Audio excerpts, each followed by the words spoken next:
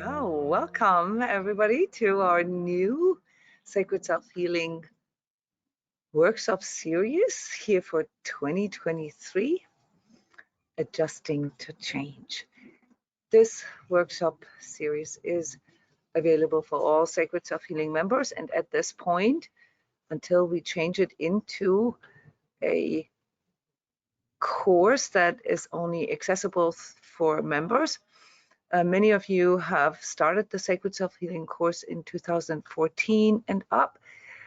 This year we're going to change that to the online platform, and from then on it will only be accessible for those of you who are actively working with the steps.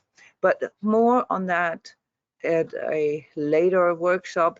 Right now I just want to greet you all to the new year and want to introduce this new series for you that I think is going to become a really great series for you to look at over the years, to revisit and to refine. The Sacred Self-Healing course consists of 24 steps, 2 of which are dedicated specifically to relationships, which is step 17 and step 21. However, with progressing steps, you will notice that the steps become more complex and more inclusive, which means that we are going to see how all these different aspects of our self-healing journey really converge, really move toward this one point, and that is how to manage our relationships. So in this first workshop in 23, I want to give you a little bit of an overview of the series. It's already planned out for the whole entire year, and I want to have a discussion part in there. You will see this here very quickly when you see all the different parts that we're going to cover this year.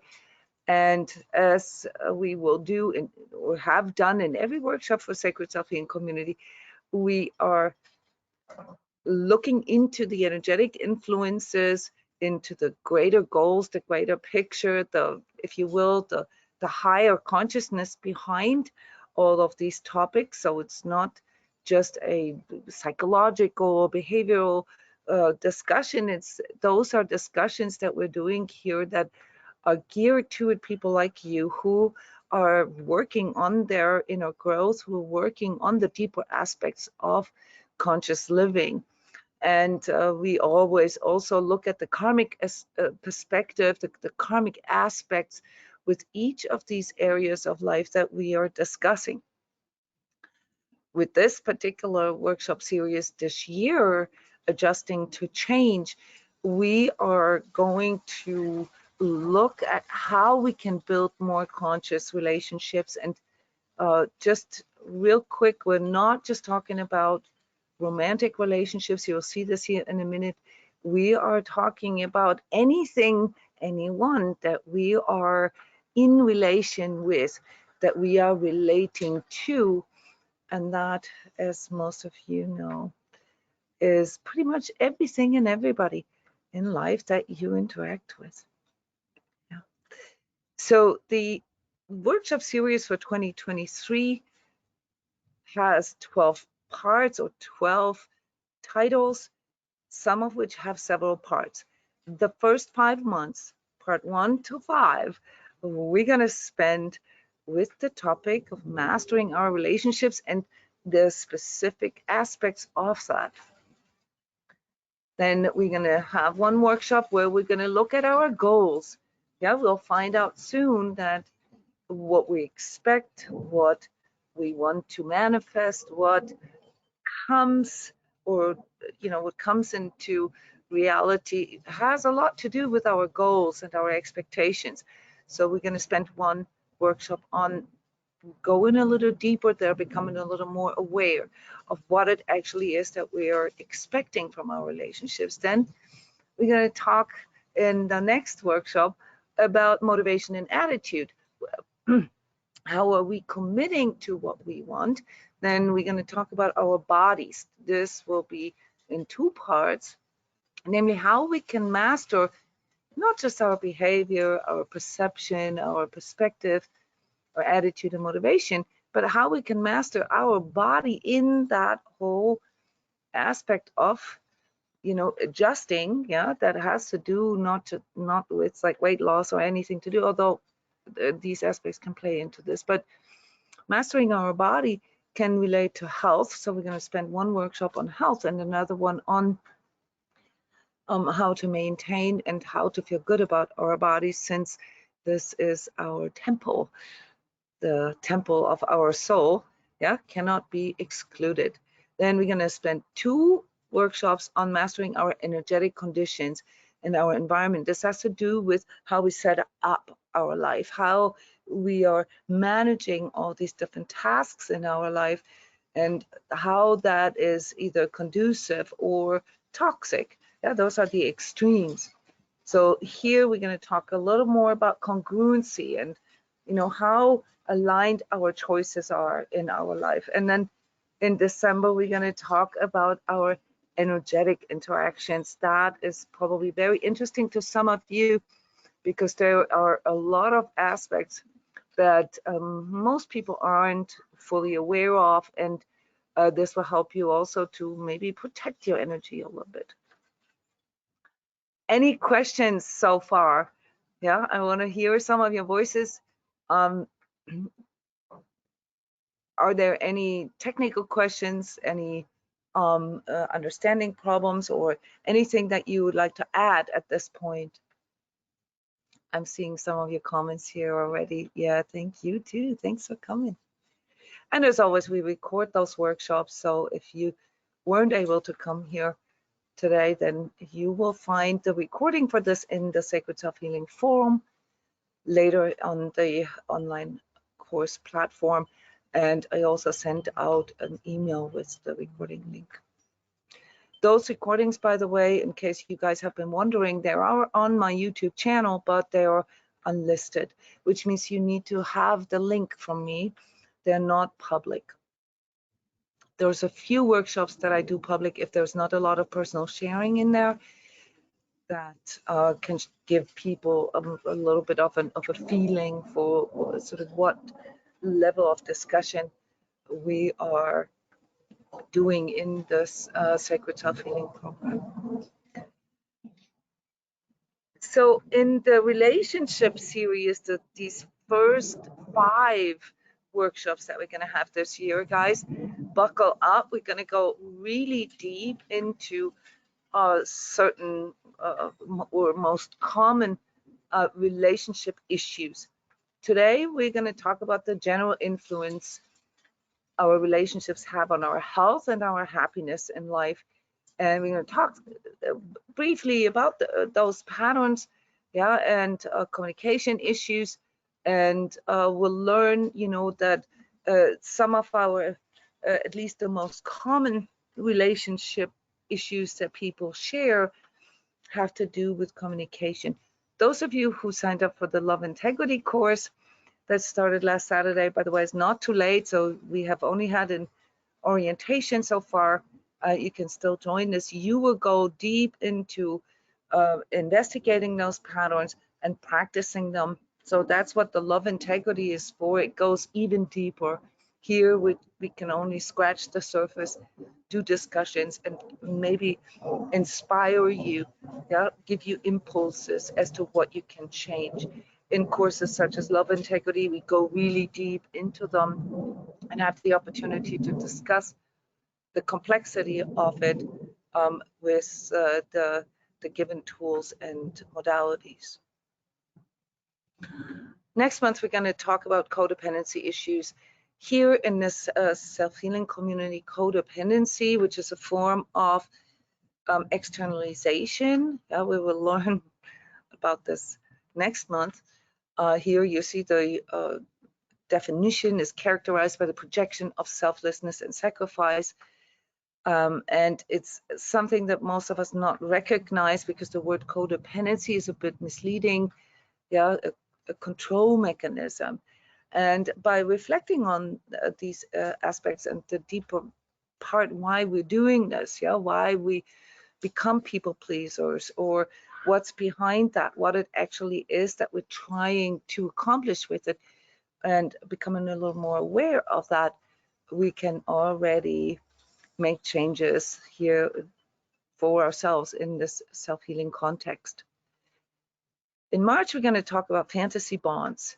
Fantasy bonds come from a psychological and couple therapy segment. This has to do with another most common issue in relationships, and that is that couples, mostly couples, this can also happen in families, but mostly it is couples who have this ideal of what their relationship should be, and it's almost like a pretend.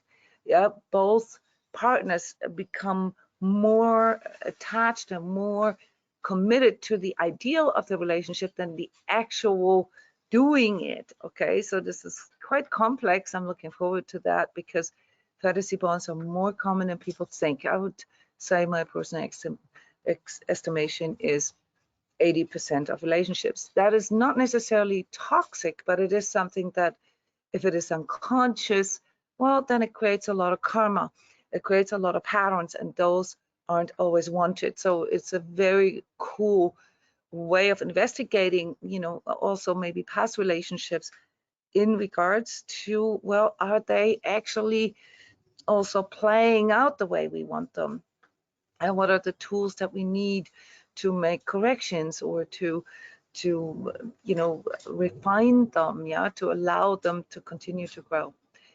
Then in April, we're going to talk about narcissistic love, narcissistic relationships, something that many of you have experience with already. There is a whole entire series of 8 workshops that I did about narcissistic relationship patterns, and I'm going to post them. They're in the Sacred Self-Healing Forum. You can find them there for you to revisit. Yeah, anything from, you know, narcissistic family patterns to being in court with the narcissist. Yeah, so there is a lot there that we've already done in the past, but I think it's worthwhile to do this from the perspective of looking at all these different relationship issues that most people have and create a larger context here. And then in May, we're going to talk about mastering the communicational aspects of any type of relationship. Yeah, so here we're going to go a little bit more into, you know, how could we deal with aspects such as trust issues or commitment issues or issues of equality within a relationship, yeah, balance issues. How can I deal with my empathy better in my relationship? Yeah, so that will be in May then. Out of the top of your head, guys, is there any topics that you can think of that you might want to add? I'm very open to hear to what you would like to discuss. Are there some relationship aspects that you can already tell just maybe from your own experience that would be interesting for us to discuss here within this sacred self-healing context? Anybody? Anything that you don't find sort of in these 5 topics here?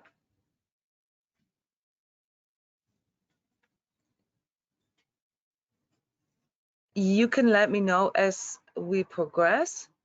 Yeah, this is something that you can post either in the current energies, in the forum for Sacred Self-Healing, or just send me an email.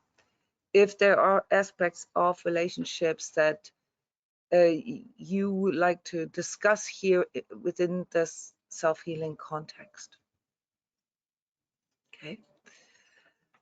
So today we would like to get a little bit of an intro. We got to warm up. We're going to have to talk about our experience, not have to, but we want to talk about our experiences. We want to see what it is that we're actually bringing in here as sort of one of these common relationship issues.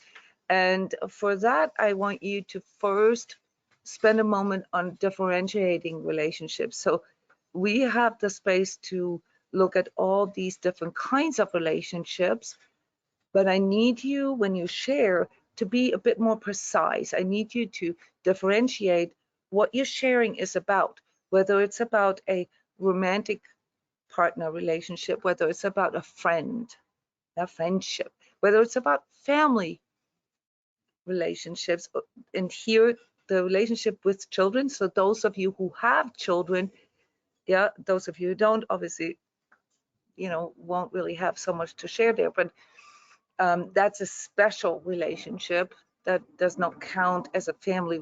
It does count, but it's a subgroup of family relationships. Then work relationship is a whole different set of problems. Social groups or hobby type of relationships where you share common interest with someone.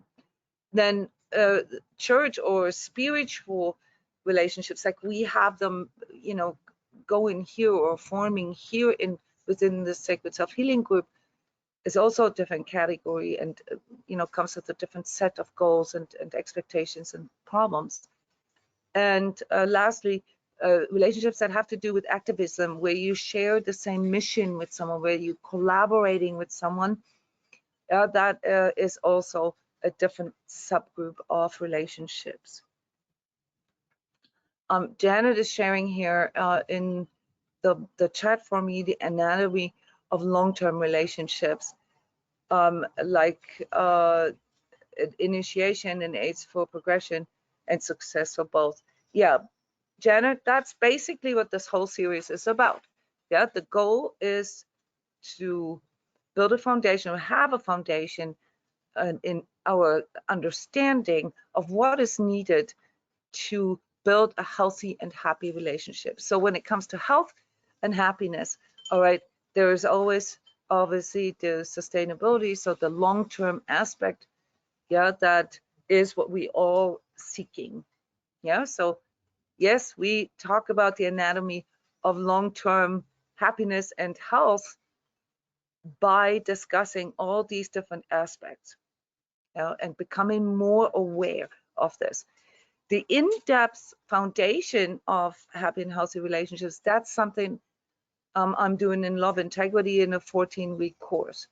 Yeah, that is way more detailed, because there are some aspects in each and every one of our relationships that are very personal, that cannot really be covered. We can't cover all of this here in this kind of group setting, but you can ask questions, of course, at any time. Just to give the framework here, let's not forget that our relationships are the part of our humanity that is non-linear. It's not something where you can say, okay, here's a textbook and this is how this goes, right? So remember that relationships are very dynamic, they're very complex. There are a lot of different aspects to relationships that are very individual, that have to do with all these different aspects that we are discussing here in these workshops, that have to do with our attachment styles, our expectations, our goals, and so forth. And that then obviously determines also what we need in order to build a foundation for that. Yeah, so it's very dynamic. Relationships have been the topic of, I don't know, pretty much everything in human life ever since we started to live in groups. Yeah, so whether it's been through art or songs or music or any kind of human interest, really at the end of the day evolves around relationships. Yeah, so you can imagine there is a limit to what we can do here in 5 workshops about relationships, but by investigating the deeper aspects of it, we can build something, at least like an idea for what we need for a foundation, and also, and this is my particular goal here for you as self-healers, what it is that you personally need to heed. Yeah, because we all come in with different aspects that when two people or more come together, obviously multiply.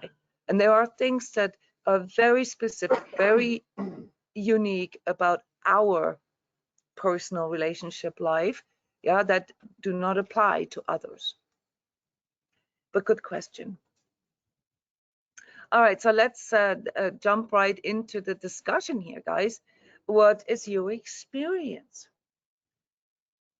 So the main question is, how much of your life's health and happiness is determined by your relationships? And I don't mean this in a like a percentage wise or something. I mean this in your personal healing, self-healing, growth journey. How much do relationships actually play into that? How many times do you have really good intentions and also good tools and so forth, but doesn't quite work out because, you know, whomever it concerns, yeah, so the person that you are doing the relation with, you know, sees it differently. So what would you say how important relationships are in your life? Who wants to share? I'll start. It's Jona. Hi, Jona. Hi, thank you.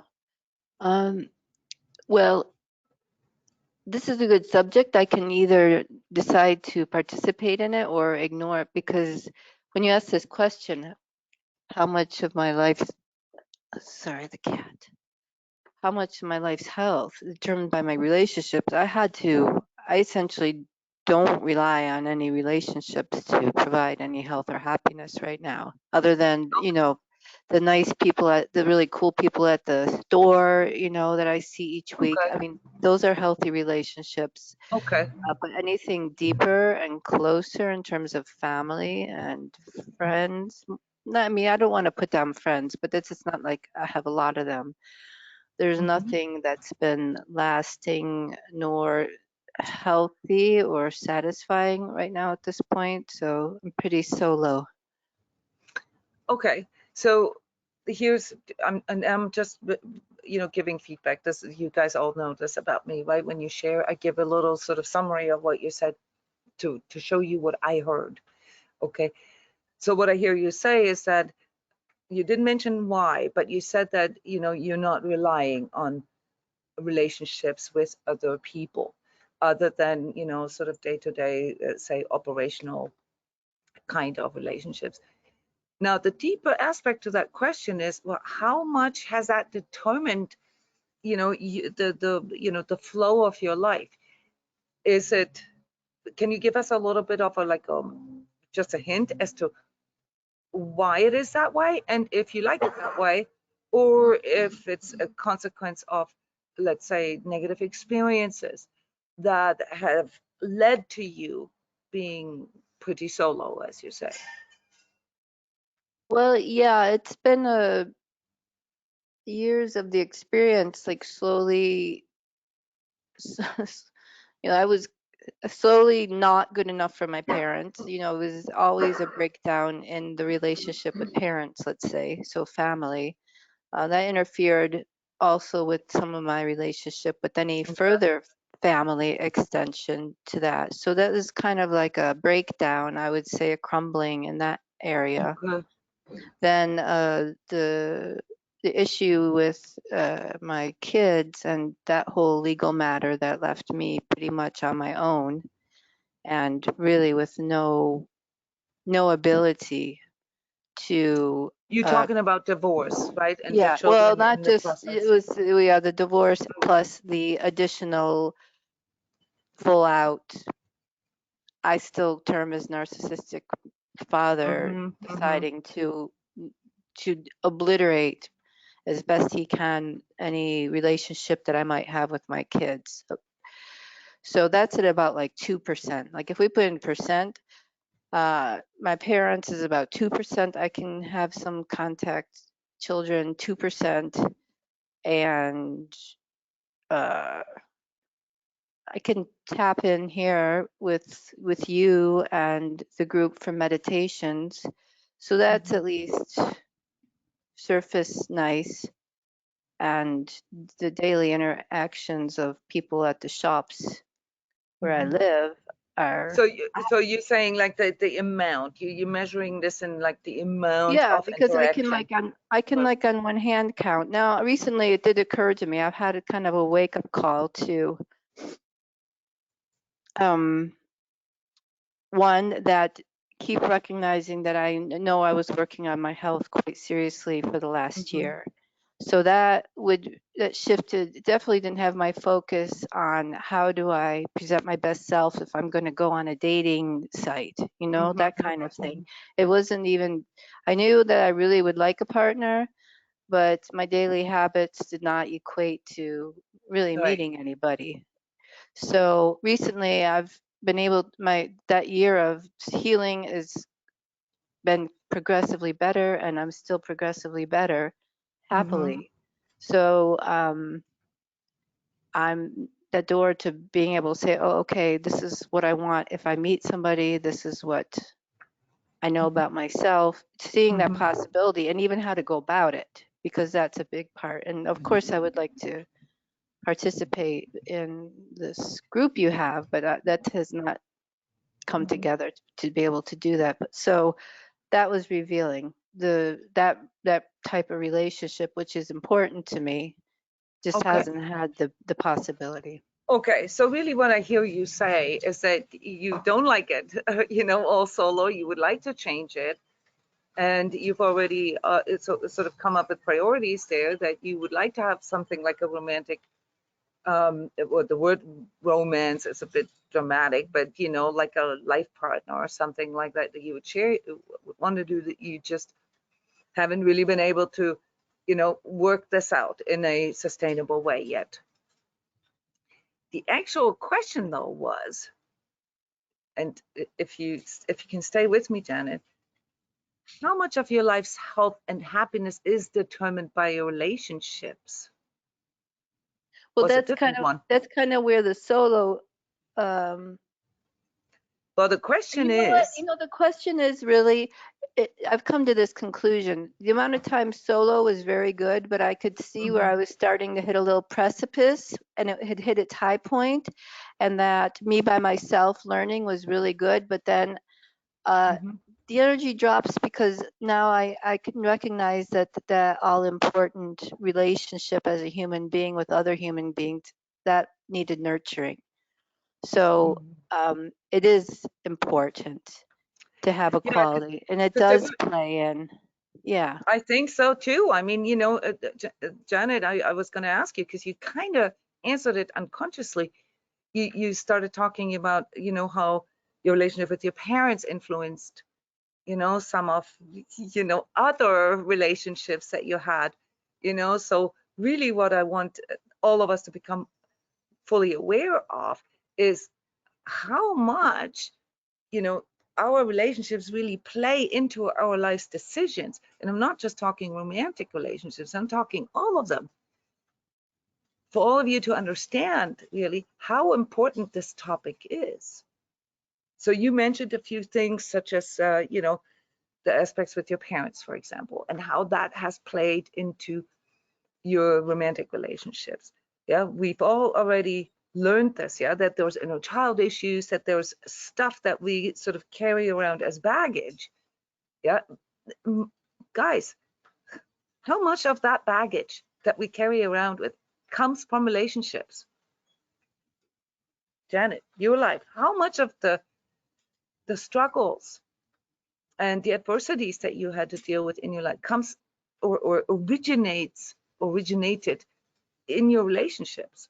Yeah, between my family life, which I've made as best as possible, and like school, like even school, I can see where even recently seeing things like, oh my gosh, I was really put into a certain programming in school in that way. And Yeah, then, school, yeah, it's like later fate. in adult life, it then becomes sort of the work relationships. They are very similar, you know. But yeah, it's, what would you say? What would you say? How much of your life's, up until now, happiness and health, including physical health, was determined or caused by relationships. A lot of it. Yeah, really a lot of Yeah. it. Yeah. I mean, Yeah. in fact, as I am speaking with you right now, I'm thinking of myself and I'm thinking, how much of my, issues in life were not related to relationships? I'm trying to figure out like Yeah. what, Yeah. What maybe wasn't? not much, not much. Yeah, maybe 20%, Yeah. when you Yeah. make decisions to move somewhere or you follow an inner impulse or, Yeah. things like that that really just affect you. So self-healing obviously is an internal process that first and foremost doesn't have anything to do with relationships. It then plays into our relationships, yeah, and into the greater relationship that we have, the relationship with, let's say, the world, the divine, the universe. Okay, but that too is a relationship, yeah, if we're strictly speaking about anything that we're interacting or relating with. So Yeah. really the discussion that I wanted to have here is for us to realize that mostly everything in our life is determined by our relationships. Now, let me ask you a follow-up question, all of you, maybe someone else. How much of our success in life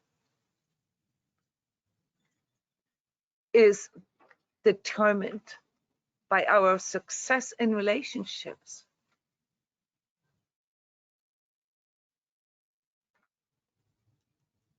It's a discussion, guys. It's a discussion. This is not a test question. There's lots of people here. Come on, guys. What do you think?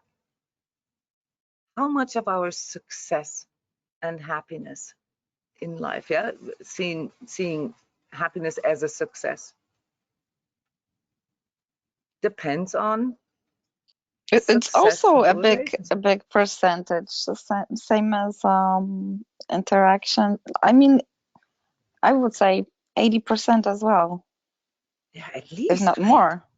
Yeah. Yeah, because if we want to be successful in life, and I don't mean this in a pure material way, just like, feeling good about ourselves, feeling good about our work, feeling good about, sort of what we put out into this world, it's almost 100% all about relationships. Anything, whether it's, getting a good job, yeah, finding people to collaborate with, to cooperate with, Clients like you have. clients. Yeah, I mean, everything is a relationship, really. It has to do with our soft skills, with our social skills. So social skills, and this is something that is very aware to me as someone who has founded the school and who is the teacher, the social emotional health teacher, yeah, for elementary students, is very aware of how our social skills play into the overall success and health in a human's life.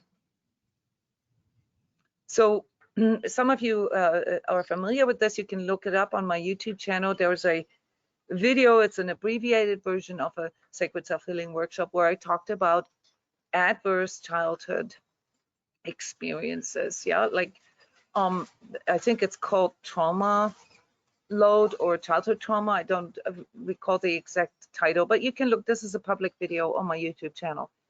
And there I introduce the 10 plus one most common sort of adverse childhood experiences that lead to people experiencing, difficulties in life.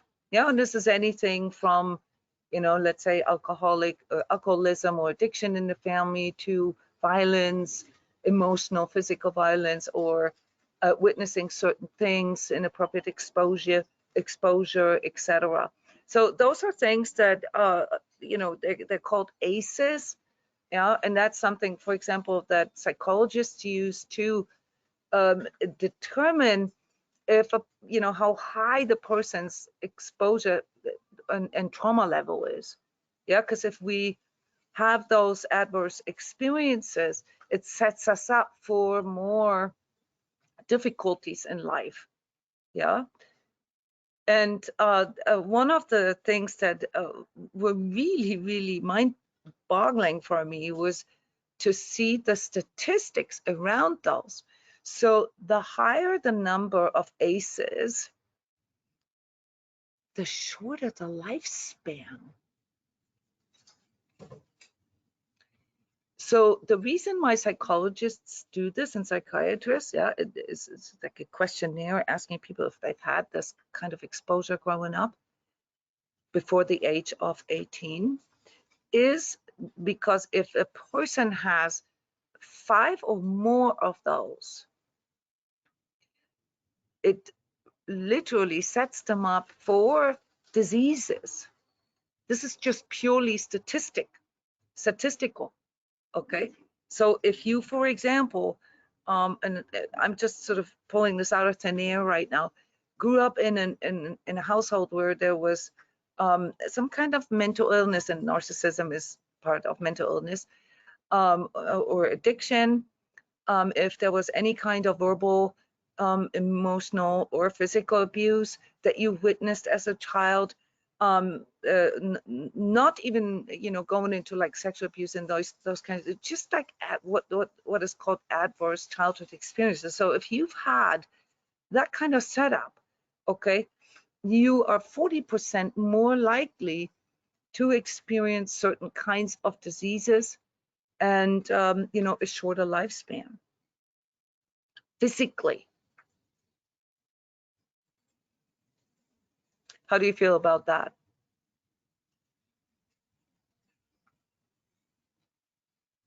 Let's do a little bit of a survey here. Who of you, and you can use the raise your hand button, who of you has experienced some kind of various forms of alcoholism or drug abuse in their childhood, like in their home life until the age of 18? Well, myself included. Okay. Not everybody's paying attention right now. I think that's only like 30% of you. I know that some of you who have not raised your hand actually did have alcoholism in the family that they were exposed to, or medication abuse, drug abuse, and so forth. Okay, so let's just work with your raised hands here just to stick with choose 30% of us. Okay. Who of us here present have dealt with some form of like emotional manipulation, such as guilt tripping, such as pitting siblings against another, some sort of competition, comparing you with, oh gosh, yeah, all your hands are up, comparing you with the neighbor kids or something like that. Okay, so that's 100%. Okay, who of you has experienced physical abuse? From anywhere from mild to severe, but with actual, like, something that a child should not really experience. Guys, that's a high number. That's 80% here. Okay, 90. Okay. Who of you has had inappropriate exposure, let's say, to violence or crime, or even something like porn or anything like that? Something that, that we all want to protect our children from, some, like even something like watching violent movies, at a very early stage. Yeah, that's, like 40%. Oh no, it's more of us. Okay, this is very interesting. Yeah, porn exposure is a big deal, guys. That's count as an adverse childhood experience. Okay, so we already covered 4. Now let's see if I can come up with the 5th one. Who of you has experienced neglect or emotional absenteeism like the parents not really emotionally present for you, giving you any kind of feeling that you're nurtured, that you are important. So that's 50, 60%. Okay. So guys, these, I just went down the list. These are 5 out of the 10. Actually, I see 11 adverse childhood experience because I'm including the energetic aspect, but just the ones that clinicians work with. So it's roughly here, 40% of us have 4 or more adverse childhood experiences, which means that 40% of us has a higher susceptibility to come up with chronic ailments, chronic diseases, such as coronary heart diseases, such as asthma, such as mobility issues, rheumatoid arthritis, and things like this, mobility issues like, you know, joint and hip problems, just through the exposure.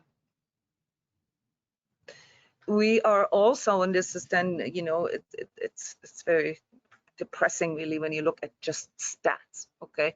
The more adverse childhood experiences someone has, like 6, 7, 8 out of that list, okay, the less likely we also become statistically to be able to build healthy relationships. Yeah, the higher the divorce rate, yeah, and the more difficult the relationships become. Anybody an idea why that might be?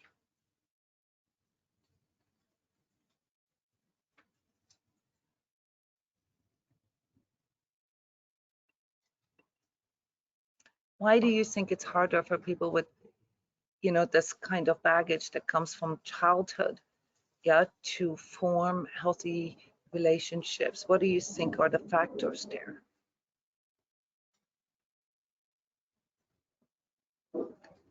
Trust issues, yeah. Especially if you come from a family life where, you know, there was a lot of like emotional manipulation, or perhaps even verbal abuse, right? It really messes with our ability to express ourselves. Numbness, yes. Linda, yes. Would you like to elaborate on that? How does numbness occur in your experience? How does that happen, that people become numb? Why would Well, I it think in my situation, it was that I learned that my contribution wasn't valuable and was even not wanted. And so it taught me that it was better to be silent and, you know, pretty with pigtails. And it sort of shut down my communication or my thought that I was even valuable enough to be in a conversation, to be a side that has a position. Thank you. That's why I wanted you to share a little bit more, because this is, you know, a different form of, you know, what you're really talking about is sort of impeded communication, like you're not really developing, you know, the confidence to speak up, to express your needs. So what you're talking about is the numbness toward your own needs and towards your own wants, right? Not even feeling that, I mean, not feeling significant is one aspect, but not even feeling that you have the right to express what you need. Let's do a little survey here. Just who of us here in the group present grew up in this way, that we had to kind of numb ourselves from our own needs. We had to put our own needs and wants, we had to shut them down because they weren't answered. They were not reciprocated, or nobody paid attention to them. Yeah, that's like 70%, 80. Oh, oh no, that's 100%. Yeah. Guys, that's a big deal. That's an ace. Okay. Then there is another form of numbness. Yeah, that's the one that people like myself who've had extreme exposure to inappropriate things growing up, that affects our sense of normal. Yeah, so if you grow up in an extremely toxic environment, yeah, where like I've shared this on many occasions, you know, like every male relative that I have, including my brothers, including my father, grandparents, uncles, and so forth, pretty much all males I knew through my family were alcoholics. I cannot come up with any men, you know, that I knew growing up that were not alcoholics. And, you know, that said, some of them were in recovery, so they were actually dealing with it and so forth. So there's not just the negative aspect in that. I've also been exposed to, you know, like how to deal with this, how to, you know, like, you know, 12-step programs and so forth very early in my life. Yeah, which is kind of like the antidote. So I've also been exposed to a lot of self-healing in that regards.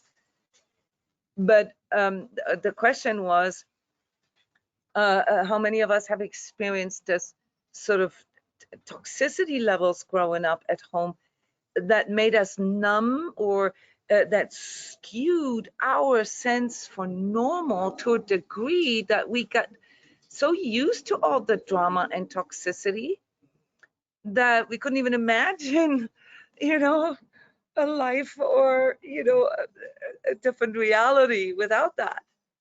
I know I did. I thought that was normal. I thought the yelling and the screaming and the you know, and all this like moodiness and the verbal attacks was normal. I literally thought that. I didn't know any better. Yeah, it literally skewed the sense of normality for me. Yeah, that's like 50, 60% of us. Yeah, so Linda, two different kinds of numbness. Okay, so the kind where you numb yourself and no longer feel your own needs. Often also not your, shutting down your emotions entirely, or in severe cases also shutting down your empathy. Yeah, and then there is the numbness toward normal, toward how it should be, toward a healthiness. Yeah, that when somebody has never experienced that, yeah, just sort of accepts all that as, like the way it is. And that can be quite difficult later on in life because, um, some people walk through their life and never see anything different. They just have a life like that. And for them, it's really hard to see that it could be different. Yes, yeah, Annette is sharing something interesting, a variation, and also like something that I think some of you have experienced. This happens typically when we have parents who are unable to respond, who are themselves numb or intimidated or whatever, to communicate correctly with us, that have never really modeled this to us, and that is that they were silent, that they just never really talked about anything, and that left us growing up in this sort of big confusion, this big question mark, okay, as to like what our role is. Has anybody else experienced that? Like this silence where there was not, no room for talking about things, but there was no feedback for you? That's quite a lot of you guys. Yeah, so that can be quite abusive, actually. Yeah, but what do we know as kids? We don't know this. Now, there is another aspect to that, and that is when the people that model, you know, those very, very early sort of relationships to us. Yeah, don't forget this. Our parents' relationship is the first relationship that we get to experience. That when they have a toxic relationship with another, okay, then that often also becomes sort of our unconscious expectation. Who of you has had or grew up in a family where, from your today's perspective, and not as a kid you were probably not able to see that, but as a grown-up now realizes that their parents' relationship was actually quite toxic? Who of you can identify that what you were exposed to as examples for relationships were actually negative examples?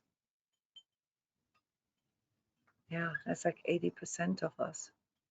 Let me ask the other way around, maybe here as a control group, who of you actually experienced positive examples for grown-up relationships in their use? Who of you knows a couple, not necessarily your own parents, but actually knows someone, or you know, some families where you really think that is a cool relationship, I love that relationship, that's how I want my relationship to be? Positive models for relationships. One person here, Annette, you're the only one who knows a relationship or knows a couple that you see as a positive example for a relationship. Would you mind sharing with us what that is that you find positive, or that you see as something like, you know, maybe desirable, or something as a good example? Does anybody know a relationship, a grown-up relationship? It doesn't necessarily have to be from when you were a child, just in general. Does anybody know a positive example for a relationship? I'm so depressed. I was so looking forward to hearing Annetta's I story. know. I know. I think she must have gone somewhere to the bathroom or something, because Annette normally doesn't have a problem with sharing. But go ahead, anybody, even if it's just a little bit of good relationship, positive role models, guys. Anybody, any example for, you know, well, me and Jeff excluded, because we work together. You see us together in our function here. I mean, some of you have experienced us in our private interactions, yeah, like be it in Iceland or any of the other places that we have done retreats. You've seen us, how we are as parents and so forth. That Sorry for my hand. Yeah, I know it was a mistake, right? And then, yeah, that I kind of figured. But I remember my grandparents. Okay. It was a much better relationship than my own parents, and it was. I think it was because I felt that my grandmother loved me. I just know that Could be. I could feel it, and they was not working out. They was home working with apples, and I was together with them, and I liked that really much. So yeah. Yeah, so these examples that we have in our heads, they stay with us, guys. Yeah, remember this. Unfortunately, not just the good examples, unfortunately also the negative examples. They kind of ingrain themselves into the back of our minds, and can determine how we approach our relationships quite a bit. if we are not aware of that. But the biggest problem for most of us is that we have more examples for negative examples of relationships than positive. So I want to hear maybe someone else whoever knows examples of positive examples of relationships, so that we know they exist. Hi, Jona. Hi.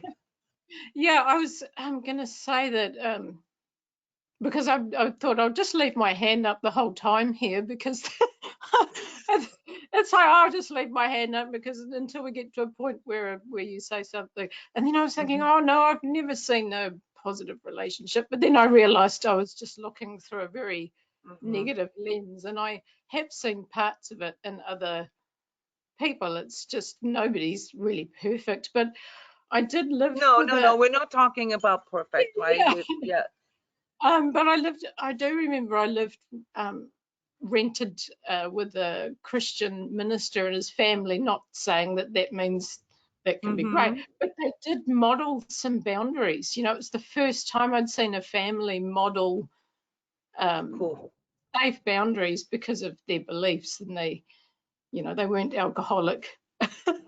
What do you remember? What do you remember some of these boundaries were? Things, I mean, they didn't really swear. They were quite sort of vanilla. I wasn't used to vanilla. Okay. I thought vanilla people Okay. were just, not, deep enough or something. But, Okay. that kind of, I don't know what, every culture has a different word for it, but a kind of homey sort of feel where safety was actually a priority, Okay. That Mm. is one of those things. We can work with those aspects of positive relationship traits later. But this is something that, I actually have the very same example.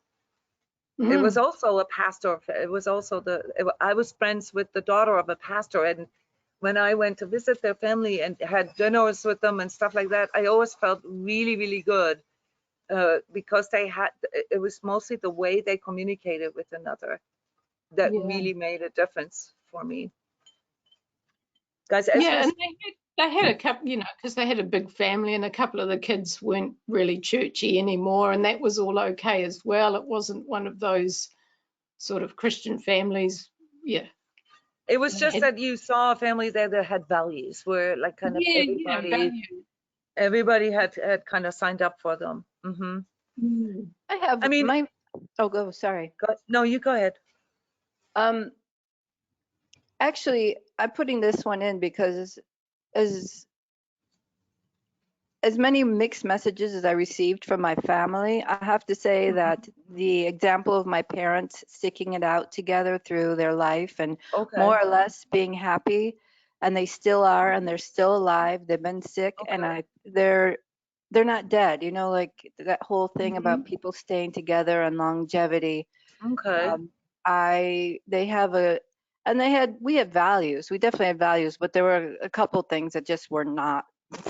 That were like, oh yeah, and by the way, my parent does this and this.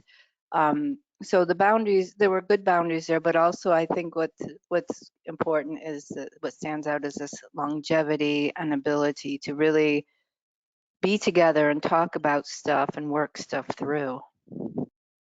And that said, Janet, since we're already at the end of this first workshop, I want you all to know that the number one reason that I see, as a energy coach, that people, even if it's not severe trauma or something like that, but one of the number one things that I see is something that has to do with communication, that has to do how conflict resolution was taught or not taught. Like how things were discussed in families growing up. And there is a specific element to that, which, is something that I had to come to terms with very early in my life. And that is a variation of what Annette shared, namely this not talking about things and what that can do to us. And how far this can go. There are some families, and in the extreme version of that have a lot of gaslighting, where there is a sort of a pretense happiness that is being projected out to, the kids or, other people involved, the neighbors say. Yeah, there is this still very, very prevalent idea of parents sometimes to pretend that they have a good relationship in front of the kids, but then there's a lot of stuff that the kids never actually get to witness. Yeah, like how disagreements or conflicts are being resolved, and that's not always, malicious or anything. It's just a lack of awareness, how not including the kids in obviously appropriate subjects, right? But how not including the kids in problem resolution can really make it hard for them later. Yeah, so this sort of playing happy family, that can be very damaging for kids because they have never really learned this. Now there are specific, even more specific variations of that, and that is that we find this a lot in families with drug abuse or alcohol abuse, where there is actually gaslighting going on. So there is this like proverbial elephant in the room all the time. Everybody knows it. Everybody walks on eggshells. Has anybody had or felt the need as a kid to walk on eggshells around maybe your father or your mother, and like make sure that they don't get upset, because if they get upset, then like all hell breaks loose? Anybody had to like adjust to something that was always kind of like on under the surface and never really discussed or never really addressed? Yeah, myself included.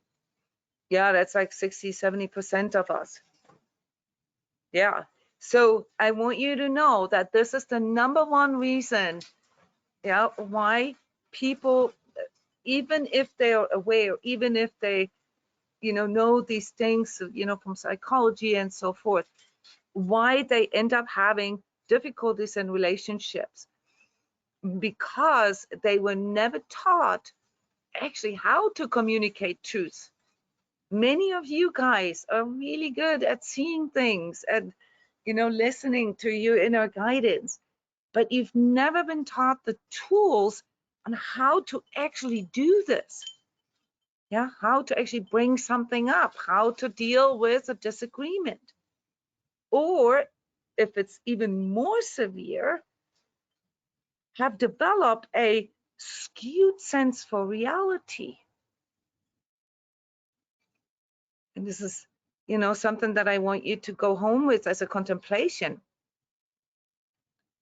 When somebody's projecting some kind of sort of, alternative reality, I say happy family, even though everybody knows it's not, what does that do to you as a child growing up and your ability to trust in your own perception? What does that do to a person's ability to perceive truth? I actually went through that, Jona, and well, what developed is what a psychiatry calls schizophrenia as a child. I lived a completely alternative reality to protect myself. So yeah.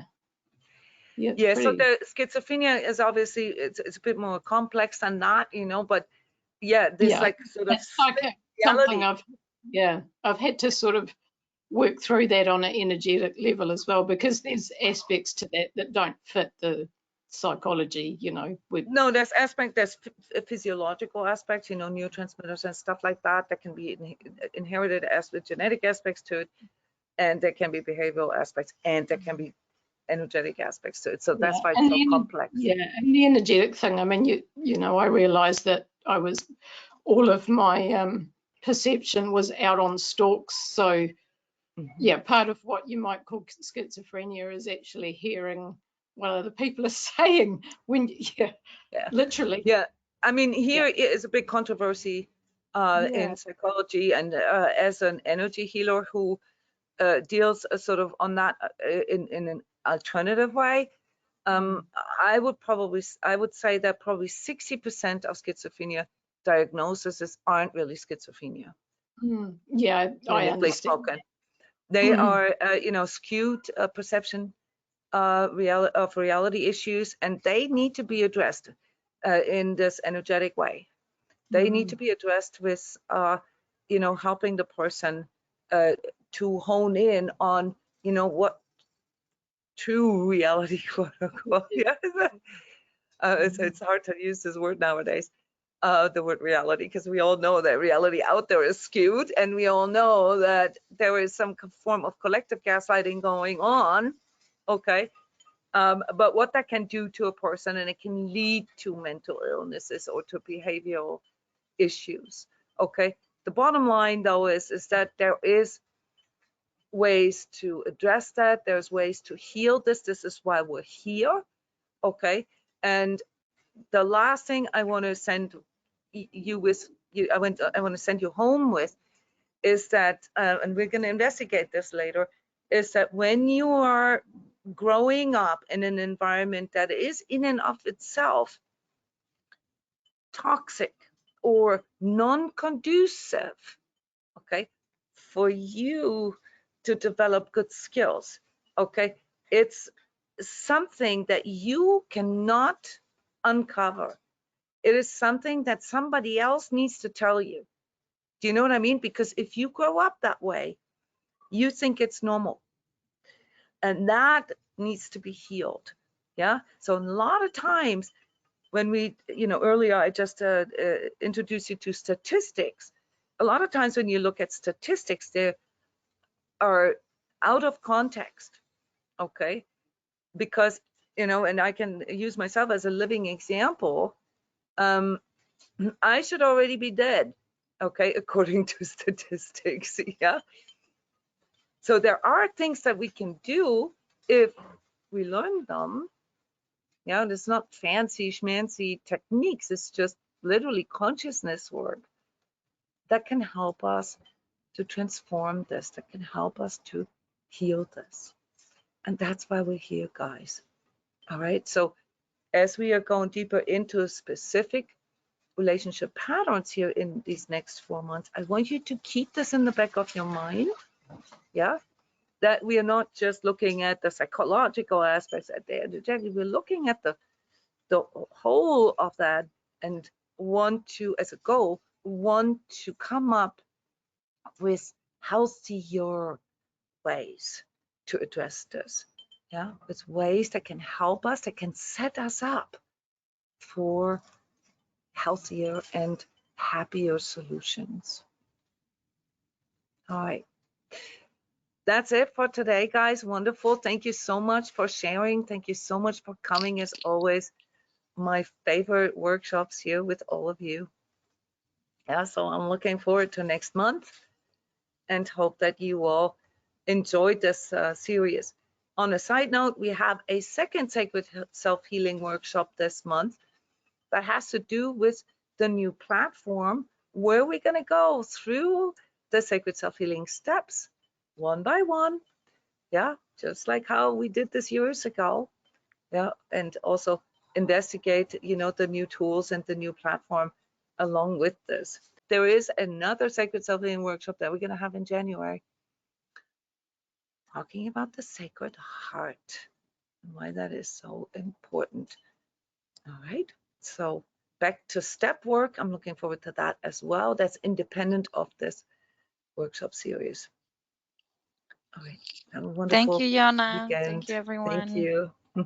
Bye, everyone. Bye. Thank you, Jona. Thank you, everyone.